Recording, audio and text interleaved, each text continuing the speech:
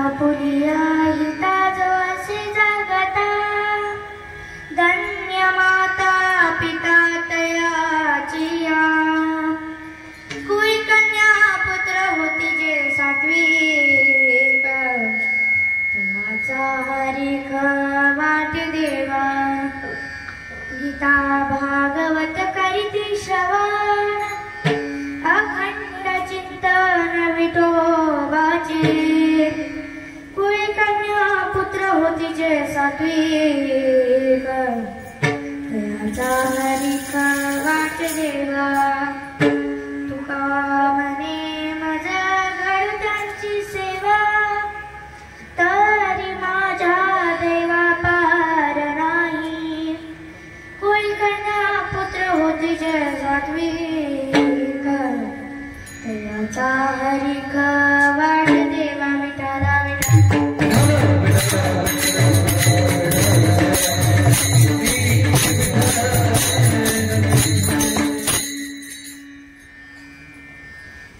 समाचाराना सरोजन सांद्रनीला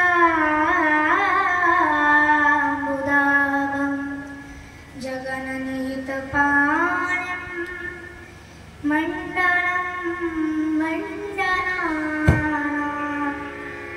तरुण तुलसी माला कंधरं कंजनेत्रं सदयधवलहासं विठ्ठलं चिन्तयामि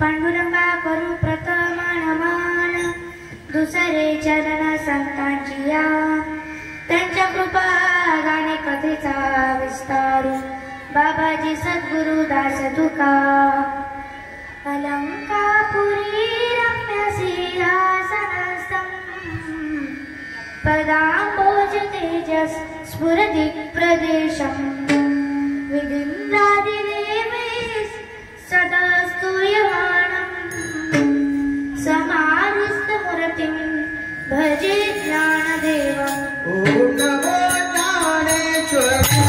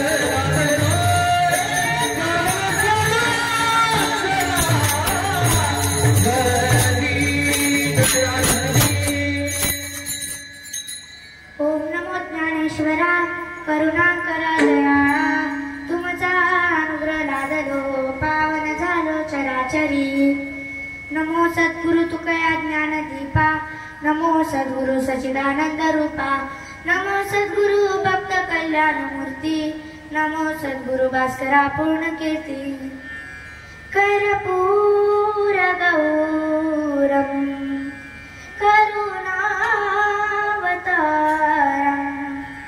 संसारसारं भुजगेन्द्रहारं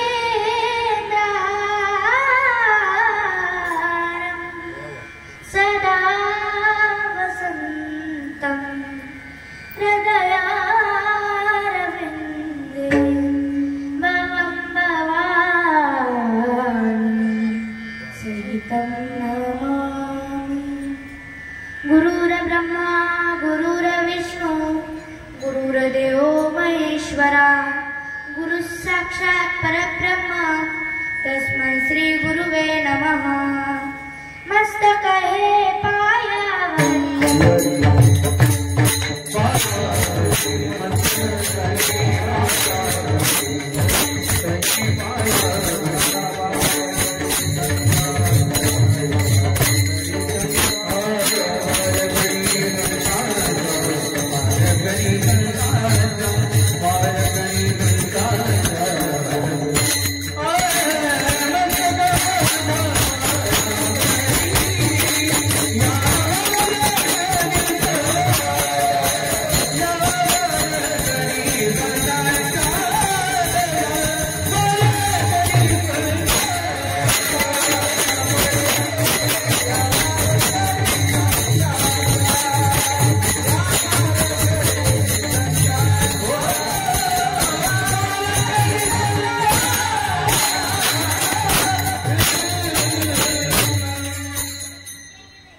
मस्तक आहे पायावरी या वारकरी संतांच्या आपुलिया हिता जो असे जागता धन्य माता पिता तयाची या कुळी कन्या पुत्र होती जे सात्विक तयाचा हरिक वाट देवा।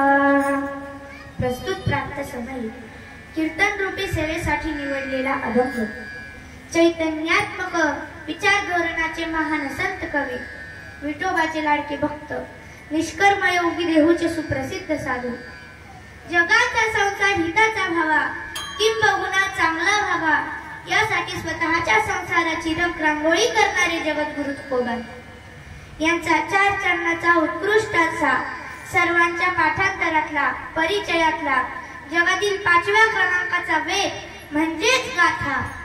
त्यातील 4थ्या नंबरचा अभंग हा अभंग जगद्गुरु तुकोबारायांच्या संत पर प्रकरणातील असून या अभंग जगद्गुरु तुकोबाराय जो आपल्या हिताच्या ठिकाणी जागा आहे त्यांच्या आई वडिलांना धन्यता मिळाला.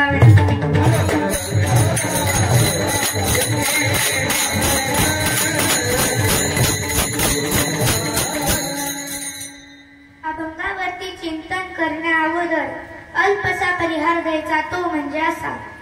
संत महात्म्यांच्या पदस्पर्शाने पुण्य पावन झालेली भूमी मोजे श्री क्षेत्र येवती येथील संत महात्म्यांच्या कृपा आशीर्वादाने भगवान श्री पंढरीश पांडुरंग परमात्म्यांच्या शुभ आशीर्वादाने विश्व माऊली ज्ञानोबारायांच्या कृपा आशीर्वादाने जगद्गुरु तुकोबारायांच्या कृपा आशीर्वादाने अखिल कोट ब्रह्मांड नायक राजाधिराज योगीराज साईबाबा यांच्या कृपा आशीर्वादाने व परिसरातील थोर साधू संतांच्या कृपा आशीर्वादाने या ठिकाणी भव्य आध्यात्मिक बाल संस्कार शिबिर चालू आहे.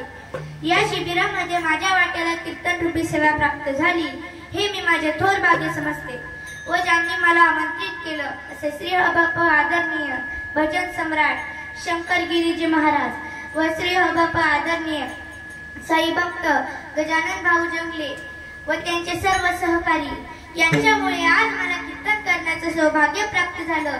त्यांचे मी मनापासून आभार मानते व सेवेला सुरुवात करते. या ठिकाणी भव्य आध्यात्मिक बाल संस्कार शिबिर चालू आहे. या शिबिरामध्ये लहान मुलावर संस्कार केले जातात. लहान मुलावर जे संस्कार केले जातात तेच त्यांची आयुष्यभराची शिदोरी असते. विद्यामित्रं प्रवासेषु माता मित्रं गृहेषु च व्याधितौषधं मित्रं धर्मो मित्रं मृतस्य च. प्रवासात विद्या मित्र आहे, घरात आई मित्र, आजारात औषध मित्र व मृत्यू पश्चात धर्म मित्र आहे. आचार्य विनोबा भावे म्हणतात लहान वयात जे संस्कार केले जातात ते संस्कार वज्रलेपम भविष्यती कायमचे टिकाऊ मजबूत कशानेही नष्ट होत नाही. म्हणून बाल वयातच संस्कार दिले पाहिजे आणि ते संस्कार देण्याचे काम येवती येथील आध्यात्मिक बाल संस्कार शिबिराने अनेक वर्षे केली आणि आताही करत आहे. त्यांच्यासाठी एकदा जोरदार टाळ्या वाजवा.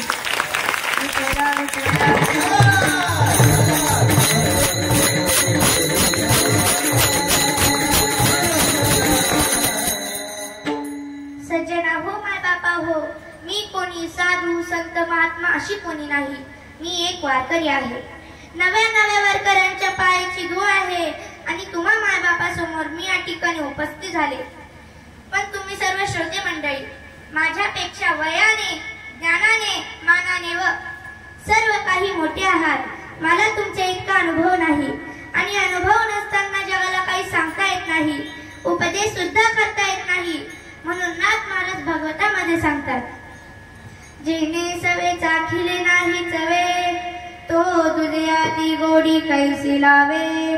या लागी जो पूर्ण अनुभवे तो तारी सदभावी सदशिष्याशी. मग ज्याने कुठला अनुभवच घेतला नाही तो जगाला काय सांगणार. तुकाराम महाराज सुद्धा सांगतात तुका म्हणे ते पाहिजे अनुभव शब्दांचे गौरव कामानिजे. सज्जना हो माय बापा हो, आमच्यासारखे शब्द ज्ञानाने पटवून देणारे पुष्कळ आहे. भरपूर मिळतील पण पाठ केलेले अनुभवाचे नाही. संगतील दुर्लभ ज्ञानाच्या गोष्टी अनुभव पोटी कैसा घडे. शिकविल्या बोधाचे करतील अनुवाद अनुभव भेद नाही कुणा. म्हणून अनुभवाचं सांगणे वेगळं व पाठ करून सांगणे वेगळं. व मला जो कोणी अनुभव प्राप्त करून दिला ते माझे भगवान श्री पंढरीश पांडुरंग परमात्मा व माझे वडील श्री अबाप मुर्दुक सम्राट विठ्ठलजी महाराज गव्हाणे व आपल्या सर्वांच्या कृपा आशीर्वादाने मी या ठिकाणी उपस्थित झाले हे मी माझे थोर भाग्य समजते आणि सेवेला सुरुवात करते. विडाला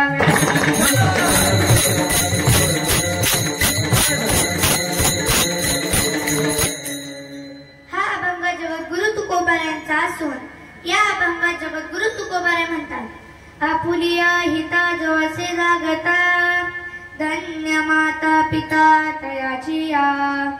तुकोबाराय म्हणतात जो आपल्या हिताच्या ठिकाणी जागा आहे त्यांच्या आई वडिलांना महाराज धन्यता देतात. ती मुलं कशी असतात? जी आपल्या हिताच्या ठिकाणी जायला असतात ती मुलं. कोळी कन्या पुत्र होती जे सात्विक, ती मुलं सात्विक असतात व त्यांचा हरिक आई वडिलांना वाटतो, नातेवाईकांना वाटतो, संतांना वाटतो, नवे नवे स्वतः देवाला सुद्धा त्यांचा हरिक वाटतो. तयाचा हरिक वाटे देवा. मग तुम्ही म्हणाल महाराज आमच्याही मुलाच्या देवाला हरिक वाटला पाहिजे, तर मग आम्ही काय करावं? तुकोबराय सांगतात, गीता भागवत करीती श्रवण. तुम्ही गीता भागवत श्रवण करा. लोक म्हणतील महाराज धावपळीचं युग आहे, एवढा वेळ नाही हो, काहीतरी सोपं सांगा. तुकोबाराय म्हणतात घ्या मग सोपं. अखंड चिंतन विठोबाचे. तुम्ही भगवंताचे सतत नामस्मरण करा. त्याने काय होईल? कोळी कन्या पुत्र होती जे सात्विक, तुमची मुलं सात्विक होती. मग काय होईल? तयाचा हरिक वाटे देवा. तुमच्या मुलाच्या देवाला हरिक वाटेल. तुकोबाराय सांगतात, तुका म्हणे मज घडो त्यांची सेवा. कुणाची? जो आपल्या हिताच्या ठिकाणी जागा आहे त्यांची. कुणाची? ज्यांच्या आई वडिलांना धन्यता भेटली आहे त्यांची. कुणाची? जी मुलं सात्विक आहेत त्यांची. कुणाची? ज्या मुलाचा हरिक देवाला वाटतो त्यांची. कुणाची? गीता किंवा भागवत श्रवण करणारे किंबहुना भगवंताचे सतत नामस्मरण करणाऱ्यांची. व अशी असलेल्याची माझ्या हातून सेवा घडली तर माझ्यासारखी भाग्यवान मीच. हा झाला सरळ सरळ भंगाचा भावार्थ. विठाला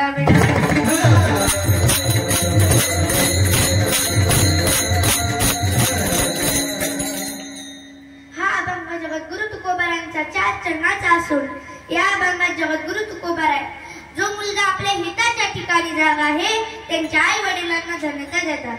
खऱ्या अर्थाने हित म्हणजे काय कुणालाच माहिती नाही. आपल्याला वाटतं हित म्हणजे पैसा कमवणे, गाडी घेणे, घर बांधणे किंवा कुटुंबाला सुखात ठेवणे म्हणजे हित नव्हे. तर हित म्हणजे काय? आमचे जगद्गुरु तुकोबाराय सांगतात, हित ते करावे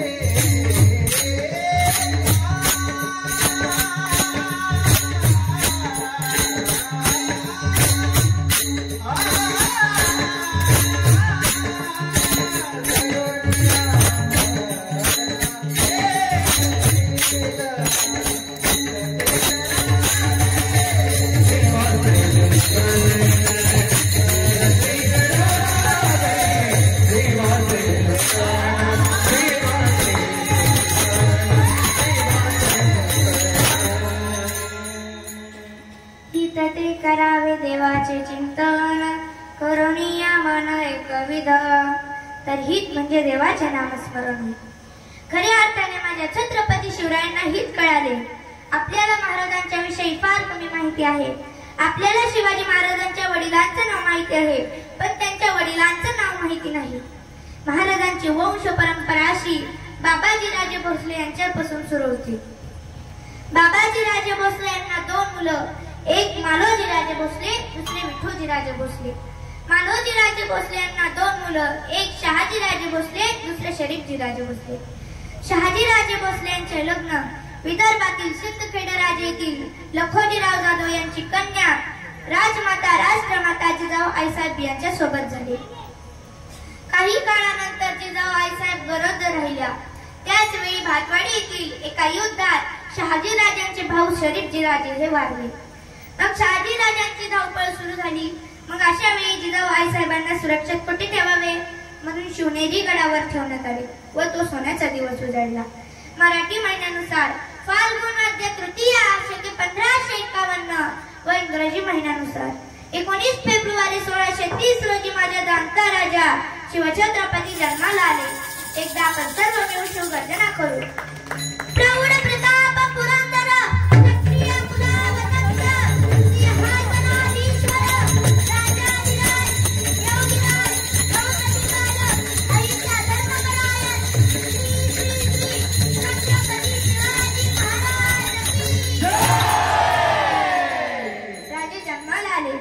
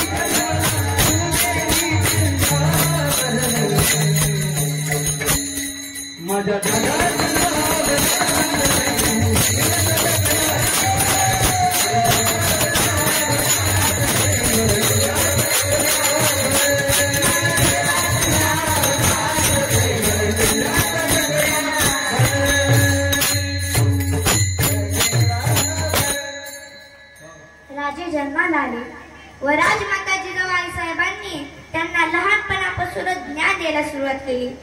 महाराजांना बालपणापासून रामायणातील गोष्टी सांगायच्या, महाभारतातील प्रसंग सांगायच्या, ज्ञानोबा तुकोबा यांचे अभंग गाऊन दाखवत जेणेकरून त्यांच्यामध्ये स्वराज्य निर्माण करण्याची स्फूर्ती तयार व्हावी या उद्देशाने जिजाऊ आईसाहेब महाराजांना शिकवत असत. हळूहळू शिवरायांना प्रजेचे दुःख कळू लागले. मग शिवरायांनी काय केले? झोपले होते त्यांना जागी केले, जागी होते त्यांना उभे केले, उभे होते त्यांना चालते केले, चालणाऱ्याच्या खांद्यावरती स्वराज्याचे निशाण दिले. आणि तुमच्या आमच्या खांद्यावरती स्वराज्याचे निशाण देऊन भगवी पताका कायम ठेवणारे माझे राजे शिवछत्रपती शिवाजी महाराज फक्त 50 वर्ष जगले. पण आज 400 वर्षानंतर ही महाराजांचे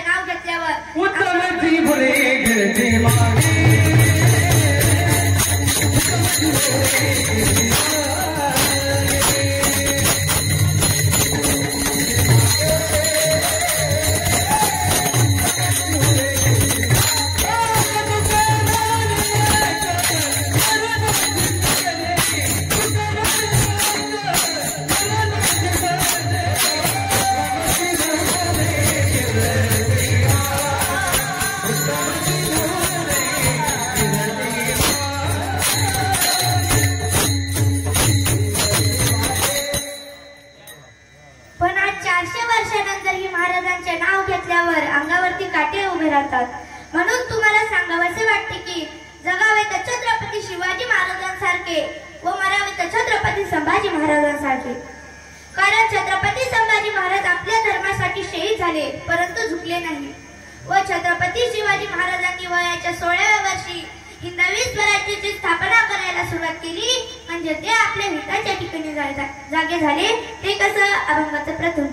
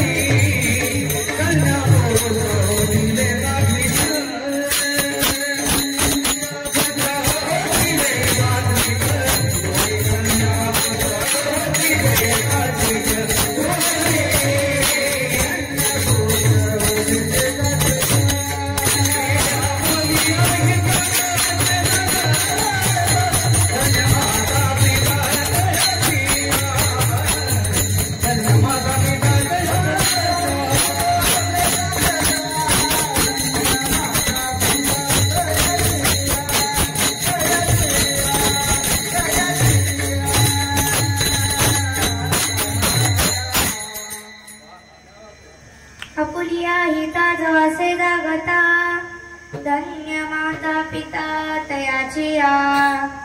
राजांना आपलं हित कळालं. बघता बघता राजांनी आपलं स्वराज्य उभं केलं, स्वराज्य घडवलं. पण राजांना कळालं की आपल्या प्रजेला अजून सुद्धा कळालं नाही की सर्व धर्मांना समानतेने वागवणारे राजेश्वर छत्रपती शिवाजी महाराज जन्माला आले व त्यांनी स्वराज्य स्थापन केले. हे सर्व प्रजेला कळण्यासाठी महाराजांनी राज्याभिषेक करण्याचे ठरवले व राज्याभिषेकासाठी काशीवरून आचार्य गागा भट्टांना बोलवले व गागा भट्टांनी सेवकाजवळ एक घागर दिली. सांगितलं, जा 7 नद्यावर एक समुद्राच्या या घागरीत पाणी आणा. सेवक गेले व सांगितल्याप्रमाणे 7 नद्यावर एक समुद्राचे घागरीत पाणी आणले व महाराजांना बसण्याकरता 32 मन सोन्याचं सिंहासन बनवले. त्यात हिरे रत्न मोती जडित होते. राज्याभिषेकाची तयारी चालू होती. थोड्याच वेळात राज्याभिषेक सुरू होणार होता. तत्पूर्वी महाराज स्वतःच्या कक्षात गेले व खिडकीपाशी जाऊन रडत होते. तेव्हा आईसाहेब महाराजांच्या कक्षात आल्या व महाराजांच्या नकळत खांद्यावरती हात ठेवला व महाराजांनी मागे वळून आपल्या आईसाहेबांना बघितल्याबरोबर महाराज गुडघ्यावरती बसले व जिजाऊ आईसाहेबांचे पाय पकडून जोर जोरात रडू लागले. तेव्हा आईसाहेब म्हणतात, अहो राजे, तुम्ही छत्रपती झालात. तुमच्या डोक्यावरती हा छत्रपतींचा जिरेटोप आहे. हा जिरेटोप बघून आज आम्हाला फार आनंद होतोय. तुम्ही रडताय का? तेव्हा महाराज म्हणतात, अहो आईसाहेब, हा जिरेटोप बघून जेवढा आनंद तुम्हाला होतोय त्यापेक्षा काही पटीने अधिक आनंद हा आमच्या डोक्यावरती असलेला जिरेटोप बघून आमचे वडील शहाजीराजे यांना झाला असता.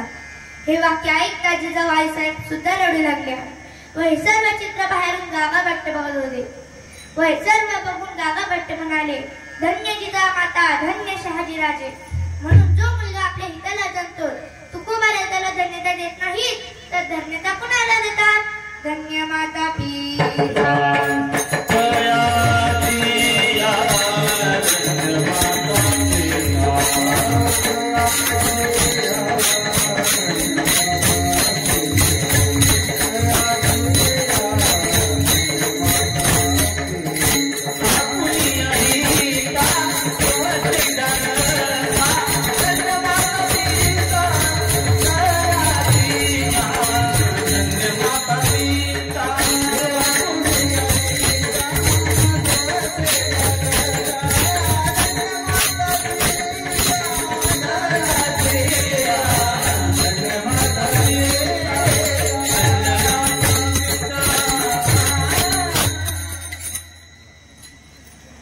धन्य माता पिता तयाची या.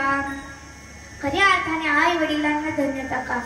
त्या मागचं कारण असं आहे की मुलगा कसा घडवायचा हे आई वडिलांवर अवलंबून असते. त्यामुळे धन्यता ही आई वडिलांना. फक्त शिवाजी महाराजांच्या प्रसंगात आई वडिलांना धन्यता भेटली असं नव्हे तर अजून एका प्रसंगामध्ये आई वडिलांना धन्यता भेटली आहे. तो प्रसंग कुठला? तर एकदा काय झालं, नामदेवराय, ज्ञानोबाराय व पांडुरंग परमात्मा हे तिघे जण वाटेने जात होते. चालता चालता अचानक भगवंताला खूप तहान लागली व भगवंत नामदेवराय व ज्ञानोबारायांना म्हणतात, मला खूप तहान लागली आहे, काय करू? तेव्हा नामदेवराय म्हणतात, अहो देवा, बघा समोर एक हिरवागार मळ आहे, नक्कीच तिथे पाणी असेल, जा व पाणी पिऊन या. भगवंत त्या मळ्यात गेले व तो मळा दुसऱ्या तिसऱ्या कोणाचा नसून व तो मळा संत सावता महाराजांचा होता. संत सावता महाराज तिथे भजन करत होते.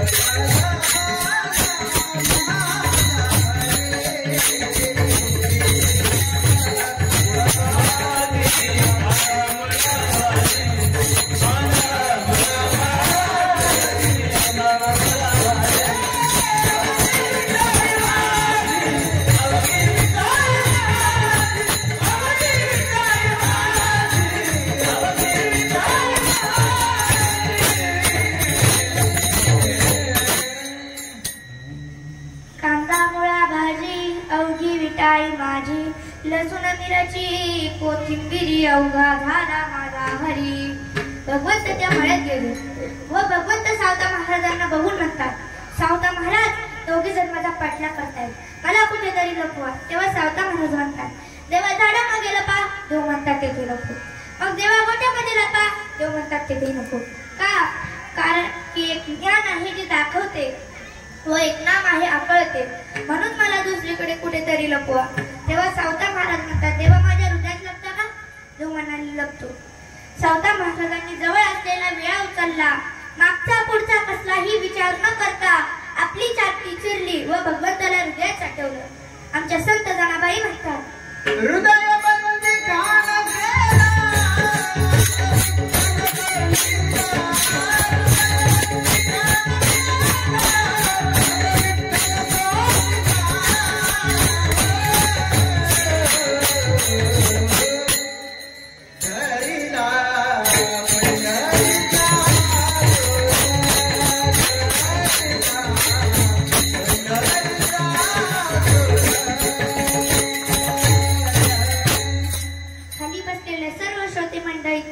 पाठीमागे म्हणा.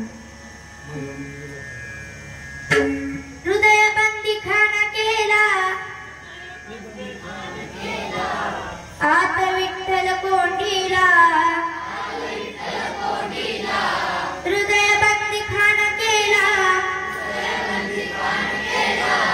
आत विठ्ठल कोंडीला. हो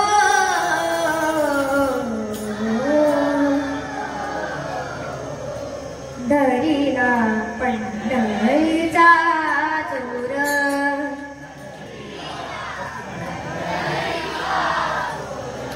फक्त महिला मंडळी म्हणा, धरीला पंढरीचा चोर.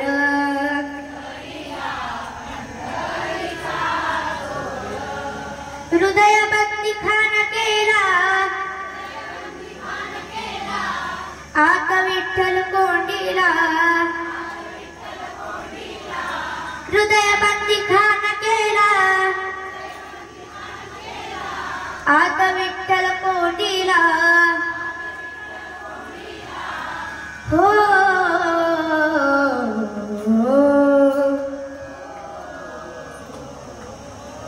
धरीला पंढरीचा.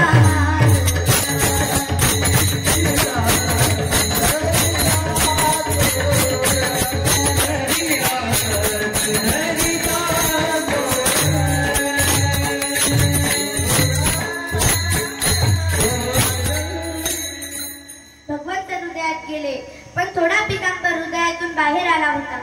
तेवढ्यात नामदेवराव ज्ञानोबाराय तिथे आले व म्हणाले, तो नक्कीच इथे कुठेतरी लपलेला असेल. तेव्हा भगवंताच्या हृदयात लपलेले त्या भगवंताचा पितांबर त्यांना दिसला व ज्ञानाने दाखवले, नामाने आकळले. नामदेवराव ज्ञानोबारायांचे संवाद सुरू झाला. ज्ञानोबाराय म्हणतात, जगात सर्वात मोठा हिमालय आहे, पण हिमालयापेक्षा ही पृथ्वी मोठी आहे. पृथ्वीपेक्षाही सूर्यमाला मोठी, सूर्यमालेपेक्षा ब्रह्मांड मोठे व असे अनेक ब्रह्मांड ज्यांच्या एका रोगावरती आहेत, ते भगवंत किती मोठे म्हणावे. पण एवढ्या मोठ्या भगवंताला ज्यांनी आपल्या हृदयात साठवलं, ते किती मोठे म्हणावे.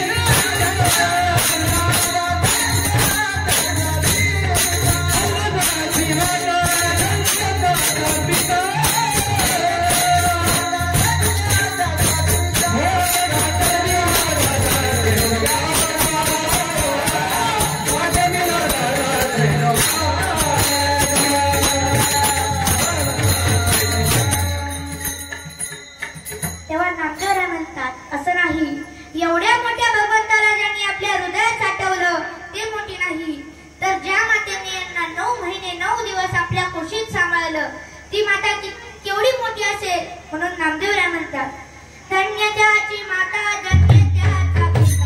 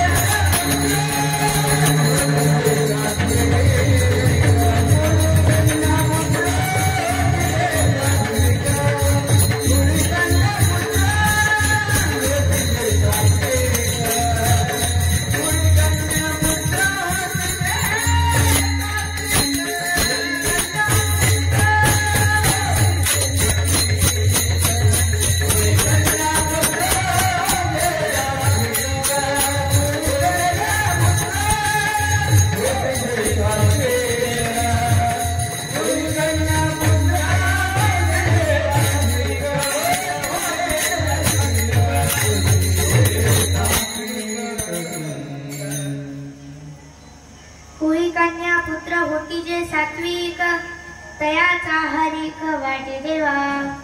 तुकोबारा या अभंगात कन्येला प्रथम प्राधान्य देतात. या चरणात नाही तर अभंगाच्या प्रथम चरणात सुद्धा सांगतात धन्य माता नंतर पिता. मग कन्येला एवढे प्राधान्य का दिलं? त्याला कारण मुलगी ही आपल्या वडिलांच्या 21 कुळाचा व पतीच्या 21 कुळाचा एकूण 42 कुळांचा उद्धार करणारी मुलगी आहे. त्याचबरोबर मुलीच्या कन्यादानाला सुद्धा फार महत्व. ते कसं? तुकोबारा सांगतात साळुंकृत कन्यादान पृथ्वीदानाच्या समान. म्हणून कन्येला फार महत्व आहे. ते कसं? कयादू माता भगवंताची भक्ती करायची. त्याचा फळ प्रल्हाद हे भगवंताचे लाडके भक्त झाले. माऊली हरिपाठामध्ये सांगतात सत्वर उच्चार पराधी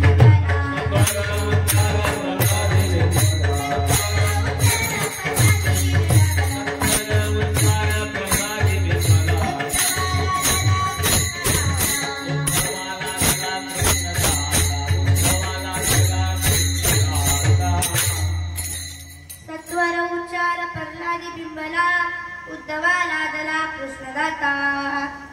म्हणून मुलीला फार महत्व आहे. नारी की निंदा मत करो यारो, नारी रतन की खान, जिस नारी से पैदा हुए भीष्म शुक हनुमान. म्हणून नारीचा सन्मान करायला शिका. विचार केला तर महिला प्रत्येक ठिकाणी प्रथम क्रमांकावर आहे. ते कसं? भारताच्या राष्ट्रपती सुद्धा एक महिलाच आहे.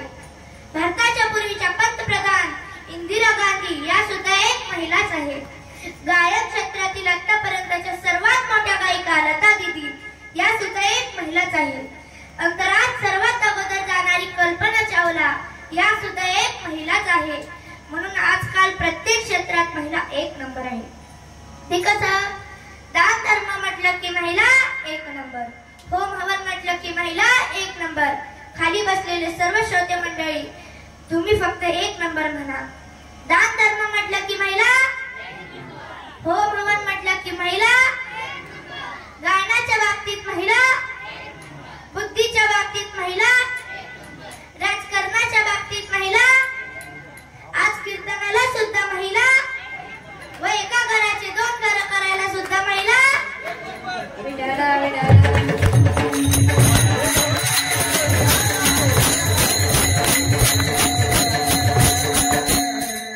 पण आजच्या काळात मुलगी म्हटली म्हणजे लोकांची झालेली आहे. मुलीच्या भ्रूण हत्येचे प्रमाण फार जास्त प्रमाणात वाढले आहे. पण माझी तुम्हाला सर्वांना कळकळीची विनंती की भ्रूण हत्या करू नका. कारण 2.5 महिन्याच्या मुलीचा गर्भपोटातला कापून टाकण्यासाठी ज्या वेळेला डॉक्टरच्या टेबलवर बाई हजर राहते, तीक्ष्ण शस्त्र घेऊन डॉक्टर कामाला लागले. ही कुजबूज पोटातल्या मुलीने ऐकली आणि पोटातून आईला संदेश दिला. एका कविकाराचं सुंदर कवित्व आहे. आई, आई मला का मारतेस पोटामध्ये? मी जन्माला आल्याबरोबर तुझ्या घरातलं काम करेन. आई मला मारू नको. आई मला सांगना, आई मला कोण वाचवणार? तुझ्या विना जन्मासी मला कोण घालणार? या दुनियेचा रंग मला कोण दाखवणार? तुझ्या विना जन्मासी मला कोण घालणार? होईना मी मोठी शिकून शहाणी, मारीन भरारी पाखरी होनी. शाळेतून यारावरी काम करणार. तुझ्या विना जन्मासी मला कोण घालणार?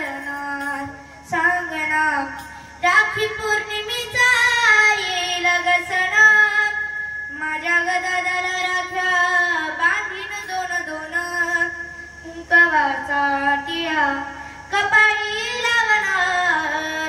तुझ्या विना जन्मासी मला कोण घालणार? सांगना, होईना मी जेव्हा राजाची घराणी, ढाळू नको तेव्हा तुझ्या डोळ्यातलं पाणी. दूर दूर गेल्यावरती माझे बाबा रडणार. दूर दूर गेल्यावरती आई तू रडणार. तुझ्या विना जन्मासी मला कोण घालणार? सांगना, आई मला कोण वाचवणार? तुझ्या विना जन्मासी मला कोण घालणार? मला वाटतं हा स्त्री भ्रूण हत्येचा संदेश आहे. मंडपामधील प्रत्येक माणसाच्या डोळ्यात पाणी आहे. माझा आत्मविश्वास आहे की हे डोळ्यातलं पाणी 100% इथून पुढे मुलीची हत्या होऊ देणार नाही. आजचं कीर्तन सार्थक लागलं. समजा विठाला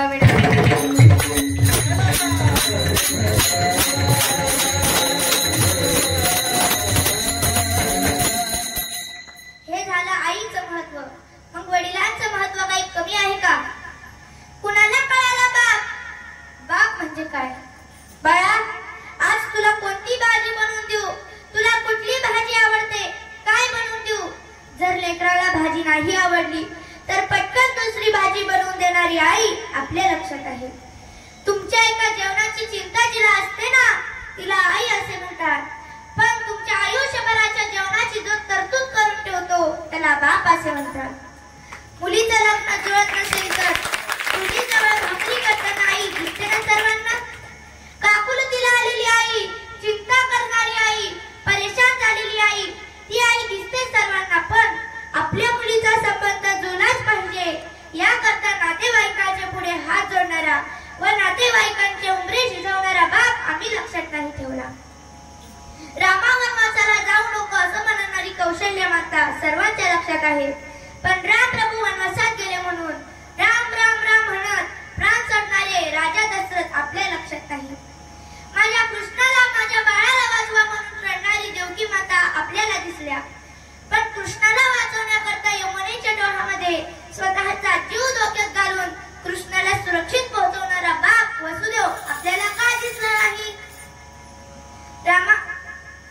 जिजाबाईंनी शिवरायांना घडवलं हे सत्य आहे, पण छत्रपती शिवाजी महाराजांचं स्वराज्य बळकट होण्याकरता शहाजी राजांच्या हातापायात बेड्या पडल्या हे किती लोकांना माहिती आहे?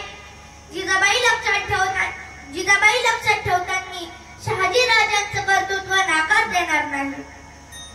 मुलाच्या हितासाठी जेवढी महत्वाची आई असते तेवढेच महत्वाचे वडील सुद्धा असतात, हेही लक्षात ठेवावं लागेल.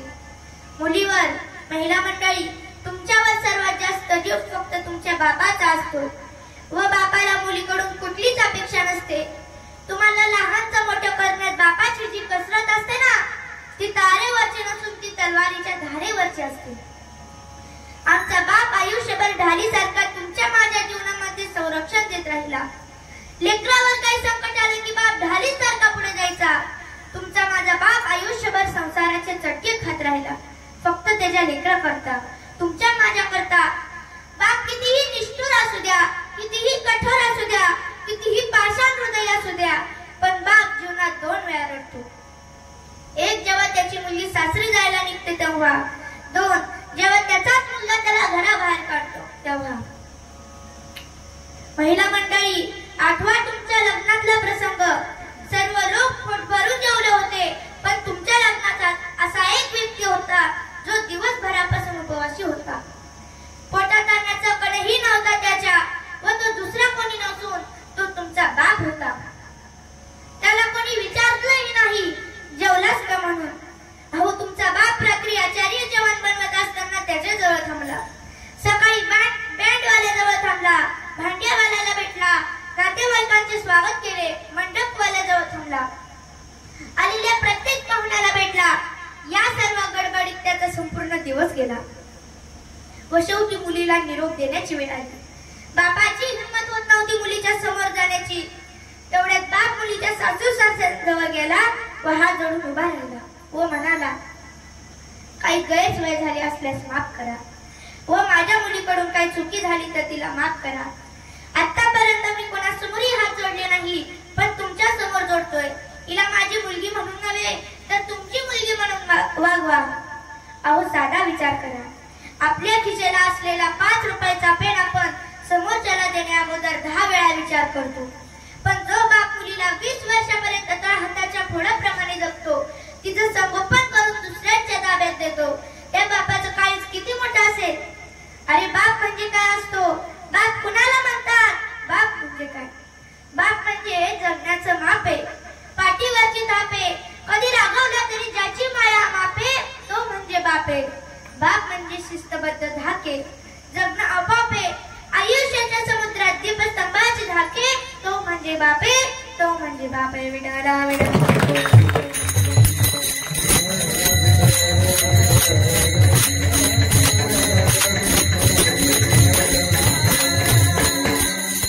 कुळी कन्या पुत्र हे होती जे सात्विक.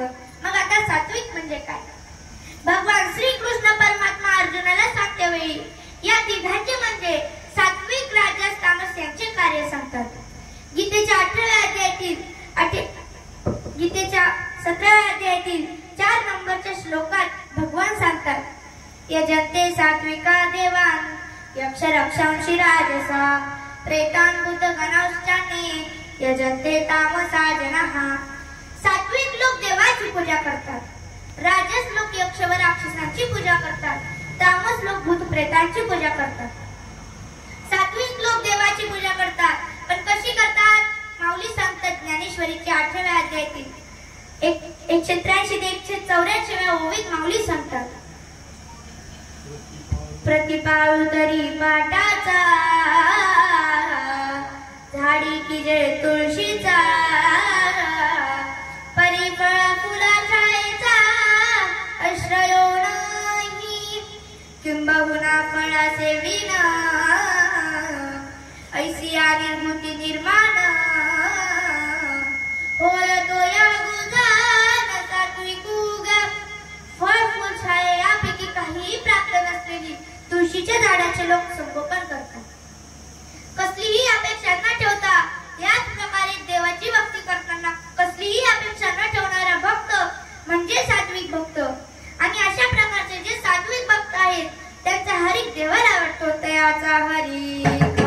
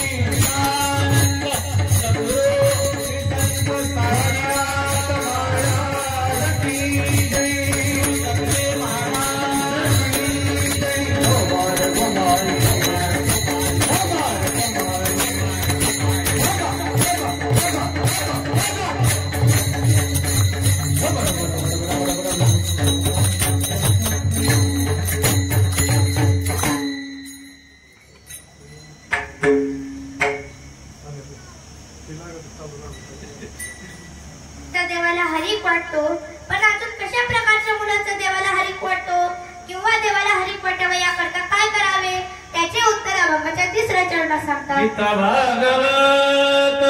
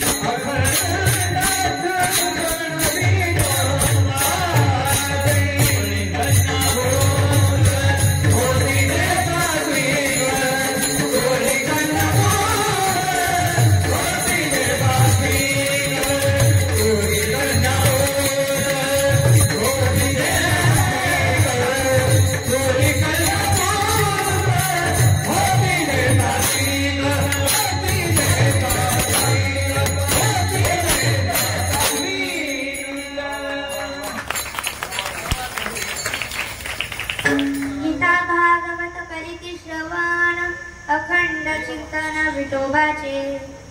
जे मुलं नित्य नेमाने गीता भागवत श्रवण करतात त्यांचा हरिक स्वतः देवाला वाटतो. पण पहिली गोष्ट म्हणजे गीतेचा अधिकार काय आहे, गीता वाचल्याने काय फायदा होतो. अहो, गीता म्हणजे स्वतः भगवंताच्या मुखातून आलेली अमृत वचने म्हणजे गीता आहे. गीता जने उपदेशिली तेही विटेवरी माऊली. भगवंताने जड जीवाचा उद्धार व्हावा याकरता गीता सांगितली.